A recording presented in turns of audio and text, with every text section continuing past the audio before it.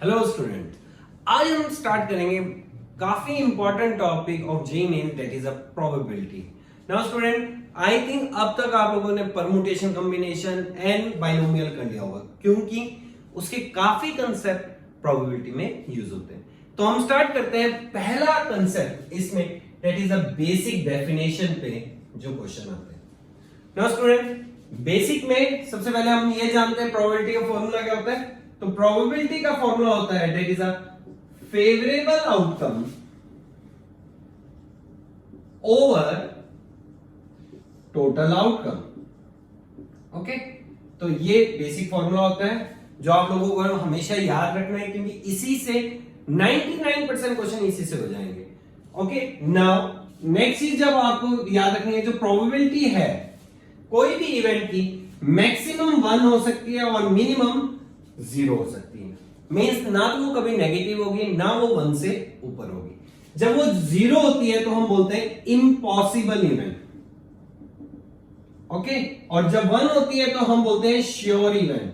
Sure event का मतलब होता है कि वो होगा ही होगा, 100% होगा। 0 का मतलब वो कभी भी नहीं हो सकता। ओके, तो ये आप लोगों को फॉर्मूला याद रखना है ना स्टूडेंट। अब मैं आपको ये समझाना चाह रहा हूं कि परमुटेशन, कॉम्बिनेशन, बाइनोमियल का हम कैसे कैसे यूज करेंगे favourable outcome and total outcome निकालने।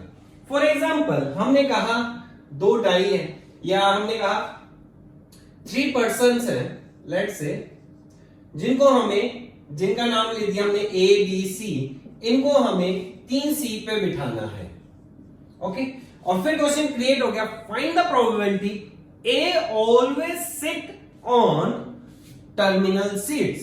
ओके, तो सबसे पहले फेवरेबल आउटकम इज कि हमें ए हमेशा टर्मिनल सीट पे बैठना चाहिए। टोटल आउटकम इज 3 स्टूडेंट को 3 सीट पे बिठाने के क्या तरीके हैं। तो टोटल आउटकम के लिए सबसे पहले हमने परमुटेशन लगा दिया, दैट इज 3 पर्सन को 3 सीट पे बिठाने के कितने वेज होते हैं, 3 factorial, that is 6। Now favourable outcome के लिए हमें ये बोला गया ये 3 सीट है, टर्मिनल ये होती है, ये इसमें ए सीट बैठना चाहिए, ए को फिक्स कर दिया। बाकी 2 सीटों पे बैठाने के कितने वेज होंगे, 2 फैक्टोरियल। दूसरा केस क्या हो सकता था, ए यहां पे भी बैठ सकता था। ओके, तो यहां पे बिठाने के कितने केस, 2 फैक्टोरियल, मींस दोनों को ऐड करेंगे दैट इज 4। तो favourable outcome 4, total outcome is 6, तो प्रोबेबिलिटी कितनी हो जाएगी 4/6 दैट इज 2/3। तो मैं आपको सिर्फ ये बताना चाहता हूं कि simple favourable outcome and total, favourable outcome को आपने ये सोचना है cases with restriction, total outcome is cases with no restriction. Clear है। तो ये फर्स्ट फॉर्मूला है जिसको हम बार बार यूज करेंगे। नाउ अब बेसिक में कौन से क्वेश्चन ज्यादा आते हैं, जनरली डाई के क्वेश्चन काफी आते हैं, रिलेटेड टू डिजिट क्वेश्चन काफी आते हैं, एंड रिलेटेड टू सेट्स के क्वेश्चन काफी आते हैं। तो हम स्टार्ट करते हैं सबसे पहले डाई से रिलेटेड थ्योरी पे। नाउ स्टूडेंट, 2 डाई से रिलेटेड टू सम। तो सबसे पहले आपको होता है एक डाई में कितने केसेस होते हैं, 6, 1 2 3 4 5 6। तो 2 डाई में कितने टोटल केसेस बन जाएंगे, 6 पहली डाई में, सेकेंड डाई में भी 6, तो टोटल केसेस इज 36 जो हमने यहां लिख लिया। तो इसमें जनरली क्वेश्चन जो आते हैं वो रिलेटेड टू सम आते हैं। आपको ये बोला जाता है 2 die throw, find the probability of getting sum 4, getting sum 5, ऐसे। तो हमने क्या करा, इसको एक डायग्राम बना लिया, ट्रायंगल शेप बना लिया। हमें पता है जब भी 2 डाई थ्रो होंगे minimum some is 2 and maximum is 12, बराबर रख लिया। और आप इसको फिंगर्स में भी याद कर पाएंगे, 2 3 4 5 6 7 8 9 10 11 12। और ये है इसका सम, और यहां अंदर हमने लिख दी प्रोबेबिलिटी, दैट इज 1 2 3 4 5 6 5 4 3। तो इसको आप याद करना भी बहुत आसान है। अब अगर ये याद आ गया तो सम का कोई सा भी क्वेश्चन आया विद इन अ सेकंड आप करने लग जाओगे। वो कैसे, मेरे को कहा प्रोबेबिलिटी ऑफ गेटिंग सम 4, तो आपको होता है total probability is 36, total probability मतलब total outcome is 36, getting sum 4 क्या गई है 3, दैट इज 1/12, खत्म। ये आ गया प्रोबेबिलिटी ऑफ गेटिंग सम 4। अब आ जाता है गेटिंग सम इवन। तो गेटिंग सम इवन, तो आपको होता है इवन सम मतलब 2 4 6 8 10 12, ऐड कर लेते हैं, क्या आगे की 1 3 5, 1 3 5 9, ये भी 9, 9 और 9 18/36, दैट इज 1/2। ठीक है, getting sum prime number. Prime number कौन कौन से होते हैं? 2 3, 1 2 3 3 और 4, 7 7 और 6, 13 13 एंड 2, 13 एंड 2 15। तो प्राइम नंबर सम का कितना आ गया? 15/36। देखो ना, 2, उससे के बाद 6 8, 8 और 4 12, 12 और 2 14, 1 15, ये बन गया आपका 5/12। खत्म। तो समझ रहे स्टूडेंट कितना इजी हो जाता है, क्योंकि इस पैटर्न के क्वेश्चन आपके काफी, तो कभी भी 2 डाइस का आ जाए तो आप ऐसा कर सकते। नाउ अब क्वेश्चन क्रिएट होता है 3 डाइस आ जाए, जैसे कि आ जाता है 3 डाइस। तो 3 डाइस में सबसे पहले कितने केसेस होते हैं? 6 6 6, दैट इज 2 1 6। और आपका हो गया गेटिंग सम 5। तो इसमें क्या होता है स्टूडेंट, ये ना करके हमें डायरेक्टली करना पड़ता है। हम इसको कैसे सोचते हैं कि x plus y plus z is equal to हमें चाहिए 5, तीनों का सम 5। तो कैसे कैसे बन सकता है? 1 1 3, और कैसे बन सकता है? 1 2 2, यही दो केस बन सकते हैं। मतलब हम एक तरह से रेशियो बनाएंगे, यूनिक रेशियो। 1 1 3, 1 2 2, 1 4 नहीं होगा क्योंकि 0 नहीं हो सकता। अब 1 1 3, 1 इस पे आना चाहिए, 1 इस पे आना चाहिए और 3 इस पे आना चाहिए। ये केसेस आपस में परम्यूटेट हो सकते हैं क्योंकि हमारा जो डाई है आइडेंटिकल है। तो इसके सिर्फ फैक्टोरियल बनाने हैं। फैक्टोरियल बनाओगे तो आपको पता लग जाएगा 3 factorial divided by 2 factorial, total cases 3। इसके करेंगे तो इसके भी 3 factorial divided by 2 factorial is equal to 3। तो टोटल केस कितने होंगे? 6। तो टोटल इज 6/216, दैट इज 1/36। एक और कर लेते हैं जिसे आपको आ जाए हमेशा ये वाला क्वेश्चन। जैसे मैं गेटिंग अ सम 10 कर लूं, गेटिंग अ सम 10 मतलब x plus y plus z is equal to 10। तो आपने ये सोचना है ये 10 कैसे कैसे बन सकते हैं। तो स्टार्ट करते हैं। सबसे पहले 1, अगर दूसरा 1 लेता हूं, 1 प्लस 1 2, ये 8, ये नहीं हो सकता। क्यों नहीं हो सकता? क्योंकि a डाइन पे मैक्सिमम नंबर 6 हो सकता है। फिर हमने कहा 1, यहां पे 2 लगा देते हैं, 1 2 3, यहां पे आ जाएगा 7, ये भी नहीं हो सकता। आराम से बनाओ ये क्वेश्चन, आप इजीली कर सकते हो। नाउ 1 3, तो यहां पे 6, यस ये हो सकता है पहला केस। 1 4, यहां पे 5, तो 1 वाले केस खत्म हो गए क्योंकि अगला करोगे तो 1 5 4 वो, और ये सेम करेगा, इसको हम परम्यूटेशन से करेंगे। नेक्स्ट इज 2 करते हैं। 2 के बाद अगला नंबर 2 के साथ 1 नहीं अटैच करना, वो हम पहले कर चुके हैं। तो 2 2 4 4 6 2, यहां पे 3 5 2 4 4, ये हो गया। अब आ जाते हैं नेक्स्ट 3 वाले केसेस। तो 3 वाले में क्या आएगा? पहला 3, फिर 3 में 2 नहीं लाना, 3 पे 3 3 3 4, ओके। अगला आपका 3 4 3, वो भी सेम हो गया ना। अगला यहां पे 4 4 2, ये हो गया हमारा, ठीक है, जो कि हम पहले ही ले चुके हैं। देखो 2 4 4, इसका मतलब ये खत्म हो गया, सारे केसेस कंप्लीट हो गए क्योंकि अब तो रिपीटेशन शुरू हो गई, सेम ही रेशियो आने लग गया।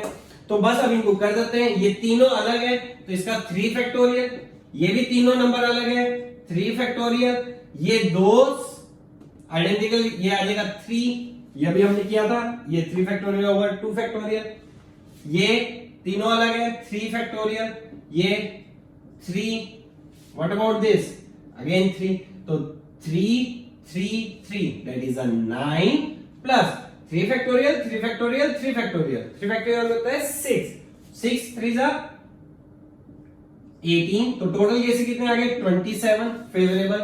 तो 27 डिवाइडेड बाय 216, ये आ गया probability of getting sum 10। Clear है? तो स्टूडेंट ऐसे हम डाई वाले क्वेश्चन करते हैं। तो अब देखते हैं इस पे बेसिक्स पे कैसे कैसे डिफरेंट क्वेश्चंस आए हुए हैं और क्या क्या हमें टेक्निक यूज करनी है। JEE main 2019 question. Student pause करके आप ये क्वेश्चन देख लें, क्वेश्चन में क्या बोला है, एक हेक्सागन है जिसके 6 वर्टिस हैं, हमें 3 वर्टिसेस ज्वाइन करने हैं जिस तरीके से वो वर्टिसेस क्या बन जाए, इक्विलैटरल ट्रायंगल। तो क्वेश्चन बिल्कुल सिंपल है, प्रोबेबिलिटी का, प्रोबेबिलिटी डेफिनेशन पे favourable outcome over total outcome. इसके लिए सबसे पहले हम क्या बना लेते हैं, एक हेक्सागन बना लेते हैं, जल्दी बन जाता है। तो सबसे पहले हम वर्क कर लें total outcome. Total outcome 6 vertex है, 3 चूज करने के, 63, टोटल कितने 20 केसेस हो गए, कोई भी कोलिनियर नहीं है तो इसलिए डायरेक्टली यूज कर सकते हैं। Favourable outcome, favourable outcome is, उसने कहा है हमें 3 वर्टेक्स जिससे वो इक्विलेटर, तो सिंपल है, इक्विलेटर बनाना है तो ये आप लोगों को याद रखना चाहिए कि इसमें टोटल कितने इक्विलेटर ट्रायंगल बनते हैं, 2। आप बना के देखेंगे तो आपको पता लगेगा, क्योंकि it is a regular hexagon. Regular hexagon में ये साइड्स इक्वल होती है, तो किसी भी सिंगल साइड से बन नहीं सकता, तो ये इक्वल। तो कितने बने, 2। तो प्रोबेबिलिटी का फॉर्मूला 2/20 दैट इज 1/10। तो आंसर इज अल्फा। खत्म, बस इतना सा सिंपल है। देखिए अब next one, JEE 2019 question. Student आपकी स्क्रीन पे क्वेश्चन है, आप एक बार पढ़ लीजिए फिर से। इसमें क्या लिखा हुआ है कि 2 डाई हमने थ्रो करे, आपको ₹15 मिलेगा अगर डबलेट आए, ₹12 मिलेगा अगर सम 9 आए, एंड लॉस होगा कितने का, ₹6 का अगर आउटकम क्या आए इनके अलावा। तो find the probability of expected gain और लॉस। तो सिंपल सा है स्टूडेंट, सबसे पहली बात 2 डाई थ्रो हुए हैं तो आउटकम कितना हो जाएगा, 6 into 6 that is 36। Okay, now पहला है ₹15 मिलेंगे अगर डबलेट है। नाउ स्टूडेंट 2 डाई में कितने डबलेट होंगे, 1 1, दोनों में 1 1 आया, 2 2 आए, तो ऐसे केसेस कितने होंगे, 6। तो इसका मतलब इनटू 6/36 ये केस हो गए। तो इसको हम करें तो 90/36। ओके, नाउ ₹12 अगर आए तो कितना हमारा कब आता है, सम 9। सम 9 के लिए हमने जल्दी से बनाया, तो ये था 12 11 10 9 1 2 3 4, कितने आ गए, 4/36 that is 48/36। Okay, now minus rupees कितना, 6 अदर केसेस पे, 6 4 10 बचे कितने cases, only 26 that is 26/36 like this वे। तो ये करेंगे तो हमारा आ जाएगा -156/36। बस क्वेश्चन क्या है, एक्सपेक्टेड गेन और लॉस, इनको ऐड कर देते हैं, इनको ऐड करते हैं तो ये बना total that is -18/36 that is -1/2। तो आंसर क्या हो जाएगा, आपका आंसर हो जाएगा दैट इज सी। ठीक है, तो देखिए अब next one. Now student 2019 question related two sets. तो आप क्वेश्चन आप पढ़ रहे हैं, तो क्वेश्चन में ये लिखा हुआ है एक एस है जिसमें कितने एलिमेंट है, 1 2 गोज टू 20 एलिमेंट्स है। फिर हमने एक सबसेट बनाया दैट इज बी, और उसने कहा कि बी में जितने एलिमेंट है उनका सम कितना होना चाहिए, 203। तो सबसे पहले स्टूडेंट अगेन टोटल आउटकम की बात करें। टोटल आउटकम मतलब एक तरह का एक बी सेट बनाना, means total number of subset. Total number of subset is 2⁻20। अब इन्होंने कहा एक बी सेट है उनमें जिनमें ये जो एलिमेंट है इन सबका सम कितना है, 203। तो स्टूडेंट हमें ये पता लग रहा है, अगर मैं ये इतने सारे नंबर्स देखूं, इन सबको अगर मैं ऐड कर दूं तो ये एक तरह से नेचुरल नंबर है, नेचुरल नंबर का सम हो जाएगा 20 into 21/2 दैट इज 210। मतलब अगर मैं सारे के सारे नंबर ले लेता बी सेट में तो हमारा सम बनता 210, बट हमें सम कितना चाहिए, 203। इसका मतलब इसमें से 7 कम करना है। तो 7 कम कैसे कैसे हो सकता है, मतलब 7 सम कैसे कैसे बन सकता है, कितने कितने डिजिट। तो सबसे पहले ऐसा हो सकता है एक ही एलिमेंट कम करते हैं दैट इज 7, ये हो सकता है एक केस। और क्या हो सकता है केसेस, 1 and 6 दो नंबर कर दें, एक 1 निकाल दे एक 6 निकाल दे, और ये एक हो गया केस। और कैसा हो सकता है, 2 and 5 निकाल दें, 3 and 4 निकाल दें, तो एक सेट गया, 2 सेट गए, 3 सेट, 4 सेट, और कौन कौन सा हो सकता है स्टूडेंट? नाउ 3, उसके बाद 4 3 तो सेम ही हो जाएगा, फिर ऐसा हो सकता है 1 2 एंड 4, 3 से नंबर निकाल दे 1 2 3 4, और 1 3 3, ये हो सकता है नहीं, क्योंकि 3 एक ही बार यूज हुआ है, तो बस यही हो सकता है। इसके अलावा 1 2 4 के अलावा क्या हो सकता है? अलग अलग होने चाहिए। 4 देखे निकाल के, तो 4 के लिए 1 2 3 4 ऐसे करते हैं, तो ये तो ज्यादा हो जाएगा, इसका मतलब और केसेस नहीं बनेंगे। तो टोटल केस 1 2 3 4 5।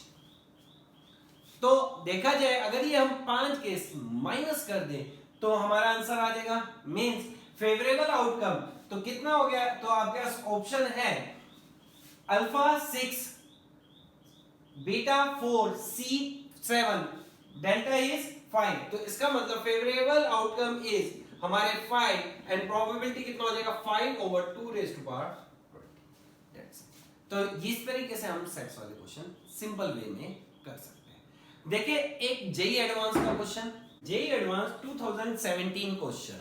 नाउ इसमें क्या बोल रखा है आपको कि हमारे को non negative integer x y z choose करने हैं जिससे x + y + z किसके इक्वल हो? 10। तो सबसे पहले x + y + z = 10 and x y z belongs to non negative integer, मतलब it's belongs to whole number। जान के ये वर्ड यूज होता है नॉन नेगेटिव इंटीजर, मतलब नेगेटिव इंटीजर नहीं होने। तो आपको याद है परम्यूटेशन कॉम्बिनेशन में हमने ये किया था, तो टोटल केसेस कितने हो जाएंगे? 10 + 3 - 1 c3 - 1 that is 12c2। Now 12c2 कितना हो जाएगा? 66। ठीक है, ये हो गया। अब इसने क्या favourable out, find the probability that z is even. तो स्टूडेंट एक बार बताओ, उसने कहा z इवन होना चाहिए, z इवन होना चाहिए, तो पहला इवन हो सकता है 0 2, उसके बाद 4 6 8 10, यही हो सकता है। अगर ये 0 हुआ तो इसका मतलब x + y की वैल्यू क्या होनी चाहिए? 10। 10 को इन दो में डिस्ट्रीब्यूट करना है, तो that is 10 + 2 - 1 c2 - 1 that is equal to 11 c1। Same way में 2 अगर यहां चला गया, इसको मिल गया, तो बाकी बचा 8। 8 को इन दो में डिस्ट्रीब्यूट करना है, तो again 8 + 2 - 1 that is 9c1। Similar way में ये 7c1, ये 5c1, 8 में 3c1 एंड 10 में क्या होगा? Only 1c1। खत्म हो गया। तो अब बस हमें इन नंबर्स को क्या करना है? ऐड करना है। ऐड करना आसान है। ये वैल्यू कितनी होगी स्टूडेंट? 1 + 3 + 5 goes to 11। ये सम ऑफ फर्स्ट ओड नंबर जिसका फॉर्मूला होता है n²। 1 2 3 4 5 6 कितना हो जाएगा? 6² दैट इज 36। बस अब प्रोबेबिलिटी निकालनी है। Probability is 36/66। तो कितना हो गया? 6 एंड 11। तो आंसर कितना आ जाएगा? सी। That's it. तो सिंपल क्वेश्चन होते हैं बेसिक डेफिनेशन पे, बस आपको थोड़ा सा टाइम लगाना पड़ेगा, मतलब नियर अबाउट 2 मिनट्स में ये क्वेश्चन इजीली हो जाएंगे। नाउ अब हम देखते हैं next part, question related two sets and independent and dependent event. Now student, दो सेट के क्वेश्चन आएंगे, तो वो क्या कैसे ऐसे हो सकते हैं? आपने यूज करना है वेन डायग्राम। वेन डायग्राम देखो, ये कुछ ऐसा केस बन सकता है, इसमें first second third fourth means ये 4 पार्ट में डिवाइड हो गया। मैंने हर एक पार्ट को लिखा है। फर्स्ट पार्ट को ए इंटरसेक्शन बी, मतलब ये वो एरिया है जहां पे A and B both event occur. Second part वो है जहां पे only A occur. Third part वो है जहां पे ओनली बी अकर। समझ रहे स्टूडेंट? क्वेश्चन किसी तरीके से भी क्रिएट हो सकता है। सेम वे में fourth one is where no event occur. ठीक है, फिर आता है ए यूनियन बी का फॉर्मूला, ये आना ही चाहिए, ए + बी - ए इंटरसेक्ट। अब क्वेश्चन कैसे क्रिएट होता है? Probability at least one event occur. At least one event occur का मतलब है कम से कम एक इवेंट होना चाहिए। कम से कम एक इवेंट होना चाहिए, मतलब फर्स्ट भी होना चाहिए, सेकंड भी, थर्ड भी। क्योंकि सेकंड और थर्ड है एग्जैक्टली वन इवेंट वाले और फर्स्ट है एग्जैक्टली 2 इवेंट वाला, तो इसका फॉर्मूला हो जाता है प्रोबेबिलिटी ऑफ ए। तो एक क्वेश्चन इस टाइप का आता है। Same way probability of exactly one event occur, उसका फॉर्मूला होता है probability of A, probability of B, probability of A is this, probability of B is this. उसमें से ये दो बार आए, इसको निकाल दो, क्योंकि ये ए इंटरसेक्शन बी वो एरिया है जहां पे एग्जैक्टली दो इवेंट हो रहे हैं, वो नहीं चाहिए, हमें चाहिए एग्जैक्टली वन, तो माइनस ट्वाइस ऑफ दिस। और इसको ऐसे लिख सकते हैं, probability of A union B minus probability of A intersection B, ऐसे भी कर सकते हैं, इसको ऐसे भी लिख। क्लियर? तो ये चीजें आपने ध्यान रखनी है। इसके अलावा एक डी मॉर्गन लॉ होता है, वो ध्यान रखना, ये बेसिक लॉजिक है। कॉम्प्लीमेंट, कभी भी कॉम्प्लीमेंट्री टूटेगा तो ये ब्रेक हो जाएगा, दैट इज ए कॉम्प्लीमेंट्री, ये वाला जो साइन है उल्टा हो जाता है, that is union B complement. ये ध्यान रखना। जैसे कि अगर मैं लिखता ए यूनियन बी का होल कॉम्प्लीमेंट, तो that is A complement, break हुआ, ये यूनियन इंटरसेक्शन बन जाएगा, दैट इज दिस। चाहे तीन हो, A intersection B intersection C, ऐसे आ जाए, तो A complement union B complement union C. बात समझ आ रहा है? तो ये चीज आप लोगों ने ध्यान रखनी है कि जब भी आपका कॉम्प्लीमेंट ब्रेक होगा तो हमें चेंज करना है sign. Now student, three sides, again ये डायग्राम देख लो, मैंने इसको 8 पार्ट्स में डिवाइड किया है, ओके, और हर एक पार्ट क्या है, first part A intersection B intersection C. Now second part, student एक समझ लो, आपको सारा समझ आ जाएगा। अगर आप सेकंड पार्ट देखो तो ये ए का पार्ट है, बी का पार्ट है, बट सी का पार्ट नहीं है।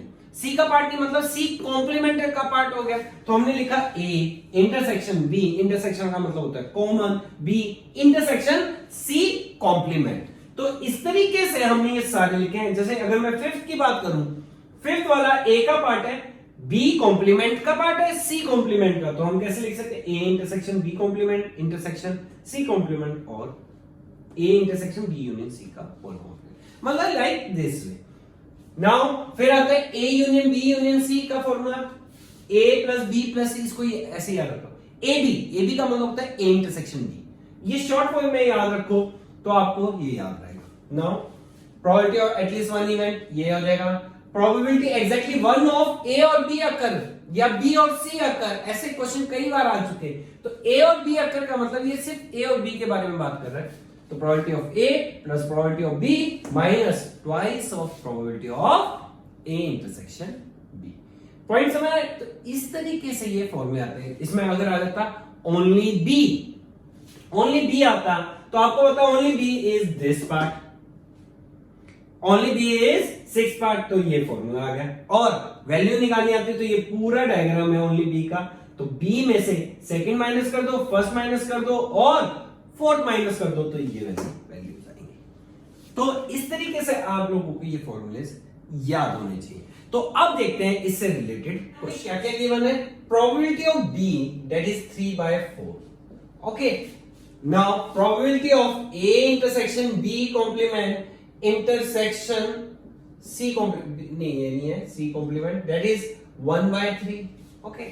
Now last one is probability of A complement intersection B intersection C complement is 1/3, और हमें ये फाइंड करना है B intersection C। तो स्टूडेंट अगर हम 3 का ग्राफ बना लें, क्योंकि इससे ये तो पता लगे 3 सेट है, इजी करने के लिए A B C, तो प्रोबेबिलिटी ऑफ B मतलब ये पूरा B है, ये कितना दे रखा है 3/4। A intersection B intersection C complement, A intersection B intersection मतलब ये वाला एरिया, इसकी वैल्यू कितनी दे रखी है 1/3। A complement intersection B intersection C complement, A complement B, तो ये वाला पार्ट हो गया, मतलब ये भी दे रखा है हमें, दैट इज 1/3, ठीक है। और हमें फाइंड क्या करना है, that is B intersection C, मतलब हमें ये वाला पार्ट करना है।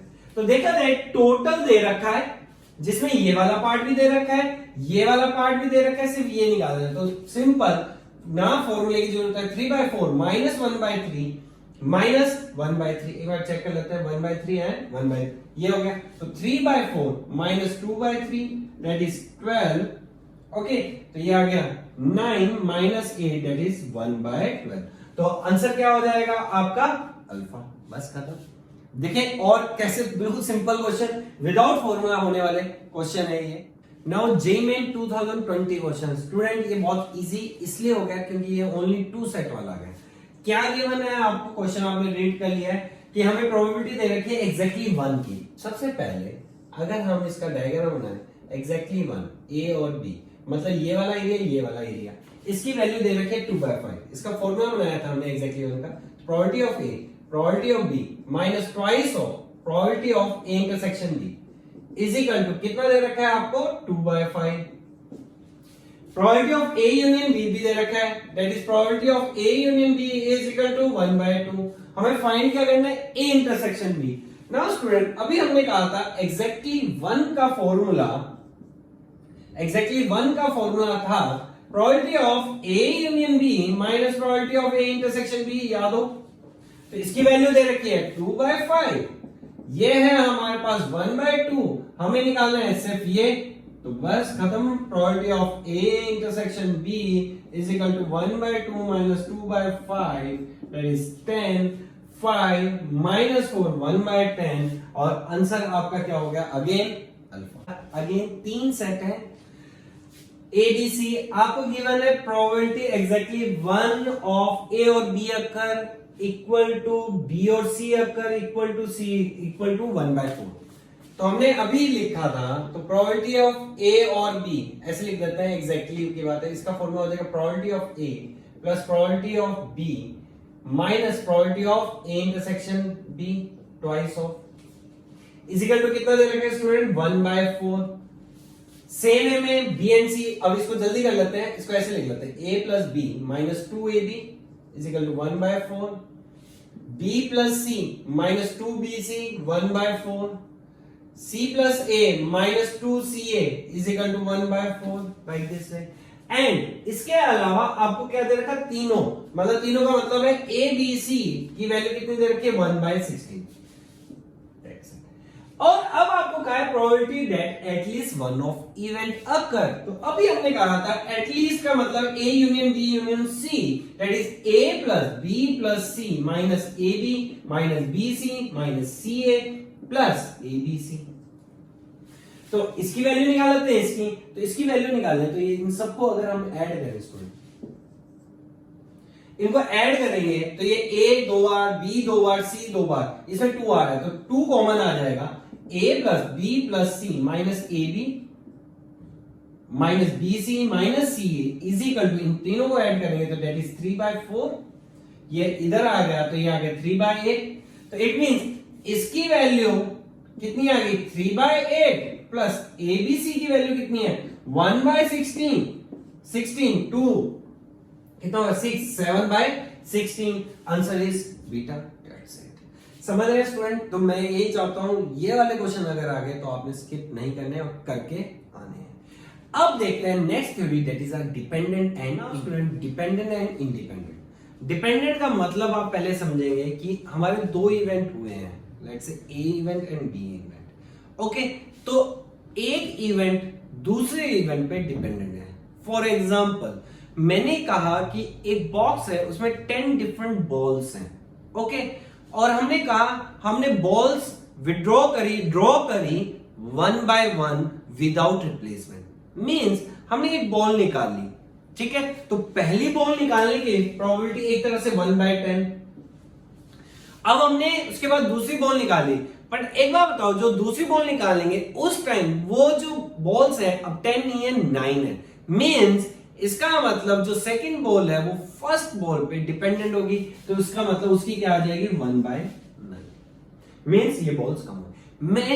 मीनिंग क्या है कि जब आपका एक इवेंट दूसरे इवेंट पे डिपेंडेंट हो जाए तो हम उसको कहते हैं डिपेंडेंट इवेंट, जिसका एक स्पेसिफिक केस जो कंडीशनल प्रोबेबिलिटी में आता है, that is probability of A oblique B. A oblique B का मतलब है occurrence of A given that B already occur, means B हो चुका है, उसके बाद आपने बतानी है कि A के अकर होने की क्या प्रॉब्लम। इट मींस A जो है किस पे डिपेंडेंट चल रहा है अभी at present, occurrence of B, क्योंकि अगर B नहीं हुआ तो A नहीं हो सकता, क्योंकि हमने कहा occurrence of A given that B already occur। इसलिए इसका फॉर्मूला देखो, probability of A intersection B over probability. जैसे अगर मैं लिखता probability of B over A, तो इसका मतलब है occurrence of B given that A already occurred. That is क्या फॉर्मूला बन जाता है? Probability of B intersection A over probability of A.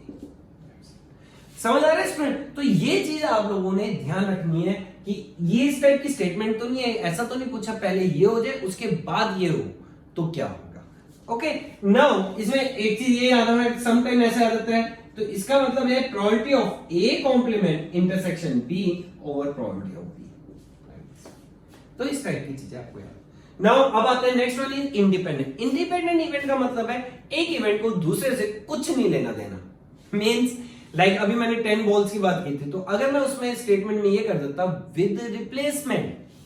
Now with replacement का क्या मतलब है? हमने एक बॉल निकाली, देखा नंबर, वापस रख दिया, तो इसका मतलब फिर से जब सेकंड बॉल निकालना है फिर से कितनी बॉल्स हैं? 10 की 10.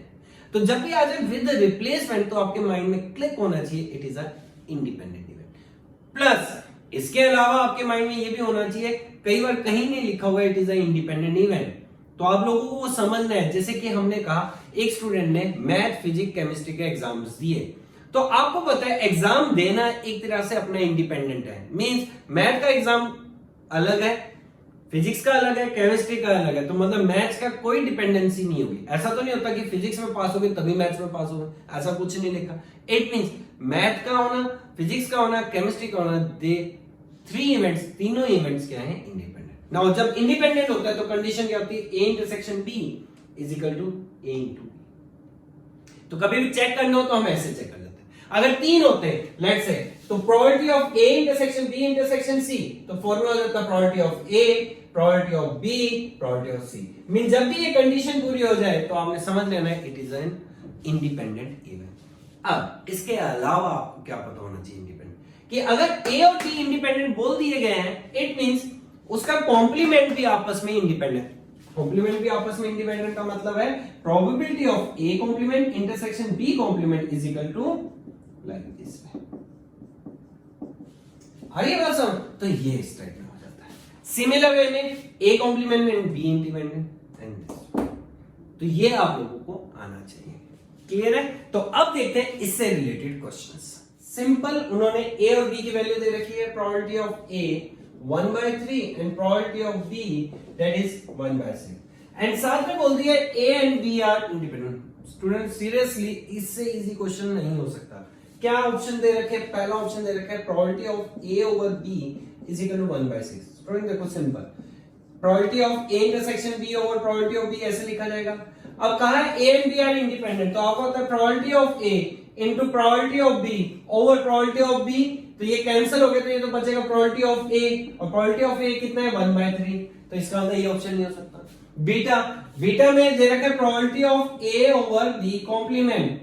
तो अभी हमने इसमें सीखा जब ऐसा होता है इंडिपेंडेंट, बी तो कैंसिल ही हो रहा है, तो बचेगा क्या? Probability of A that is probability of A, और प्रोबेबिलिटी ऑफ ए कितना दे रखा है? 1/3 एंड 1/3. इसका मतलब बीटा आंसर खत्म.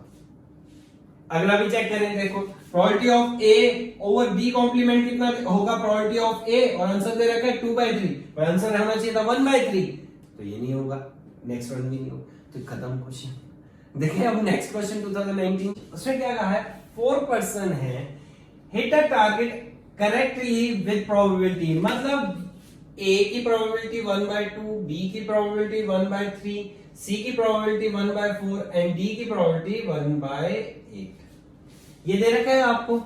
एंड अब इसने कहा if all hit target independently, मतलब they are independent, okay, then probability that target would be hit.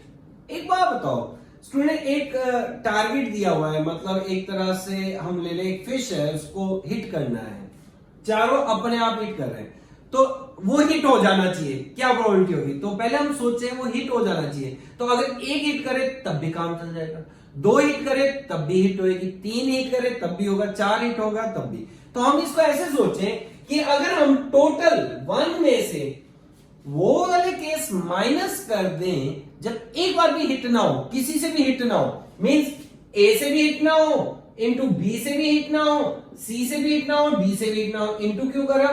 क्योंकि दे आर इंडिपेंडेंट इंटरसेक्शन. तो इसका मतलब अगर टोटल में से वो वाला केस माइनस कर दिया जब एक बार भी हिट ना हो, तो बचेगा कौन सा? जब एटलीस्ट 1 हिट द टारगेट. क्योंकि इन्होंने ये कहा है सिर्फ टारगेट हिट होना चाहिए, एक करे दो करे ये कुछ नहीं है। तो it means 1 minus 1/2 into B complement 2/3 into 3/4 into 7/8। Okay, तो 2 2 3 3 ये आ गया 1 माइनस 7/32 दैट इज 25/32। तो आंसर क्या हो जाएगा? बीटा। खत्म। में एक अच्छा क्वेश्चन आया था इवन ऑड का, जिसमें थोड़ा परमुटेशन भी लग रहा है plus conditional probability, that is a dependent even.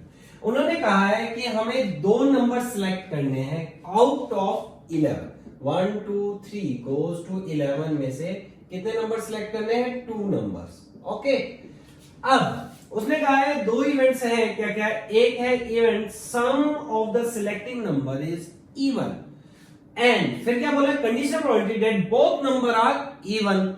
तो इसका मतलब यहां दो इवेंट हुए हैं, एक हुआ है ए कि क्या होना चाहिए? सम इवन होना चाहिए, एंड बी इवेंट दिया है कि बोथ आर इवन होने चाहिए। यही चीज है। तो अब एक चीज सोचा जाए, तो इसने कहा है पहले ये चीज और उसके बाद ये होने की प्रोबेबिलिटी, मतलब हमने निकाला है probability of B over A, that is probability of B intersection A divided by probability of A. ऐसे कर ले। तो सबसे पहले ए की प्रोबेबिलिटी निकाल ली जाए, probability of A some is even. आपको पता है इसमें 6 ऑड है, 5 इवन है। मेरे को दो नंबर करने हैं जिनसे सम क्या बने? इवन। तो एक बार बताओ स्टूडेंट, एक इवन ले लिया ऑड, इवन में 5 है, ऑड में 6। जब भी मैं दो नंबर इवन से उठा लूंगा उनका सम करूंगा वो इवन बनेगा, जब भी दो नंबर मैं ऑड से निकालूंगा उनका सम करूंगा वो भी इवन बनेगा। It means 5c2 plus 6c2 ये बन गया, दैट इज कितना हो गया? 10 15 25। ये 25 केसेस हुए। ओके, अभी हम ये p ना लिख के इसको n ऑफ a लिख देते हैं। कितने केसेस हुए? Same way both are even, both are even n of b कितने केसेस हो जाएंगे? Both are even, both are even का मतलब है 5 से 2, दोनों ही नंबर इवन होने चाहिए, that is 10 case. Now probability of a intersection b, n of a intersection b, इन दोनों में कॉमन हमें इंटरसेक्शन, तो कॉमन का मतलब है बोथ आर इवन और सम भी इवन, तो वो कितने केस होंगे? 5 से 2 दैट इज 10। तो अब सिर्फ प्रोबेबिलिटी निकालना है, प्रोबेबिलिटी का फॉर्मूला 10 ओवर 25 दैट इज 5, 2/5। तो आंसर क्या बन गया? समझ आ रहा है स्टूडेंट? अब हम लेते हैं लास्ट इसका एक एडवांस का क्वेश्चन जो मल्टीपल चॉइस में आया था। तो वो क्वेश्चन क्या था ये आप पढ़ चुके हैं। तो that is probability of x दे रखी है 1/3, probability of x by y दे रखा है that is 1/2। x by y कितना हो जाएगा? Probability of x intersection y over probability of y is equal to 1/2। Okay, and last one is probability of y over x is equal to probability of y over x is x intersection y over probability of x is equal to कितना दे रखा है? 2/5। अब student अब देखते हैं हमारे पास क्या क्या चीजें अवेलेबल है। हमारे पास ये 1/3 है, इसको पुट कर ले तो probability of x intersection y is equal to 2/5 into 1/3 that is 2/15। इसको इस इक्वेशन में पुट कर दें तो ये आ जाएगा 2/15 over probability of y is equal to 1/2। Multiply कर दें तो ये 2 से मल्टीप्लाई होगा तो ये बन जाएगा probability of y is equal to 4/15। तो हमारा प्रोबेबिलिटी ऑफ y भी आ गया, प्रोबेबिलिटी ऑफ x भी आ गया, ये सारी वैल्यूज आ गई। जस्ट अब आपके पास चार ऑप्शन दिए हैं उसमें पुट कर दें। जैसे प्रोबेबिलिटी ऑफ y अल्फा आ जाएगा, इसका अल्फा 4/15 है, देख रहे हैं आप। फिर x probability of x complement over y complement that is probability of x complement intersection y complement over probability of y complement, ये भी निकालना आसान है। x कॉम्प्लीमेंट y कॉम्प्लीमेंट, अभी हमने कहा अगर x y इंडिपेंडेंट तो नहीं है, चेक कर ले। तो x की वैल्यू कितनी है स्टूडेंट? हमारी आई थी प्रोबेबिलिटी ऑफ x 1/3, y की 4/3, इसको इनटू करें तो ये आता है 4/45। ओके, बट हमारा इंटरसेक्शन कितना आया था? इंटरसेक्शन आया तो नहीं है, तो अब ये कैसे करें क्वेश्चन? तो ये आएगा probability of x intersection y, तो यूनियन y का whole complement over probability of y complement, इसको लिख सकते हैं 1 minus probability of x union y over y complement, y probability of y कितना था 4/15 ही था ना, 4/15 था, तो probability of y is 11/15, 1 minus probability of x union y, that is 1/3 plus 4/15 minus x intersection y, that is 2/15 over 11/15. Now इसको आप solve कर सकते हैं। तो सेम में ये चारों ऑप्शन आप आराम से सॉल्व कर सकते हैं। तो इस टाइप के क्वेश्चन एडवांस में भी आए हैं, तो ये जेईई मेंस में भी आने के चांसेस है। तो क्लियर स्टूडेंट, तो ये आज हमने करा है फर्स्ट पार्ट। नेक्स्ट पार्ट में करेंगे हम conditional probability like Bayes theorem, probability distribution and probability distribution में जो बाइनोमियल यूज होती है वो है। ठीक है, थैंक यू।